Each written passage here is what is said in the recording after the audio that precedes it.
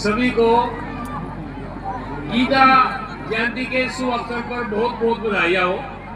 मुख्य रूप से हमारे मुख्य अतिथि श्री कुलदीप जी, इस इलाके के सबसे प्रसिद्ध प्रिंसिपल के दर्जी, लोमस स्कूल के प्रिंसिपल दिलबाग सिंह जी, सभी पार्षद, हमारे गांव के सरपंच, मंडी के सरपंच, जिला पार्षद के पिता भी है और जिला पार्षद भी रहे हैं, और मेरे परम मित्र अलवेल सिंह जी, कैप्टन अलवेल सिंह जी।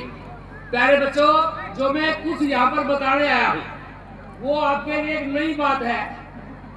हमारे बुजुर्ग को जानते हैं, जो नए बाहर से व्यक्ति आए उनको भी कम पता होगा, लेकिन मैं ये बताना चाहता हूँ कि महर्षि लोमस ऋषि कौन थे। ये आवाज भी है बच्चों की। महर्षि लोमस ऋषि कौन थे? महर्षि लोमस ऋषि के पिता विषमपायन थे। उन्होंने अपनी पत्नी से कहा कि मैं एक ब्रह्मवेत्ता बच्चे को जन्म देना चाहता हूँ। तो महर्षि लोमस उसके पैदा हुए। तो महर्षि लोमस बहुत बड़े तपस्वी थे, और ये स्थान जो है लोदर, ये महर्षि लोमस का जन्म स्थान है। और उसका जो घर था, ये दूल्हे के पीछे एक बहुत बड़ा टील है, वहां मंदिर होता था, वहां उनका घर था, वहां पर पैदा हुए थे। उसके बाद उन्होंने तपस्या की, और तपस्या से 3 बार शिव आए यहाँ पर।